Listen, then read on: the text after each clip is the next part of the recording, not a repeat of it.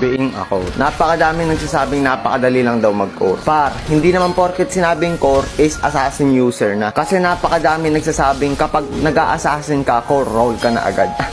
Par, ipapaliwanag ko sa'yo ano yung core. Ang core, par, yung mata niyan dapat laging nasa mapa. Yung isip niyan dapat laging timing talaga. Kumbaga, ang mindset ng mga core guys, iniisip namin nasaan yung mga side lane tsaka yung mga nasa mid lane. Iniisip namin kung nasaan ba sila pupunta. Kaya naman sana mga Lodi, kung may kakampi kang core na sobrang lakas, yung ginagawa niya lahat ng makakaya niya para maipanalo yung laro. Ito yung pinakamagandang gawin para yung core mo is hindi mawala ng gana sa pagbubuhat. Kapag may turtle, pumunta lahat kayo guys kung pwede naman kayo pumunta. Dahil par, tangina, tatagal-tagal ko nang nagko-core, isang beses na maling pag-retry mo lang putang ina, pwede na mabaliktad lahat.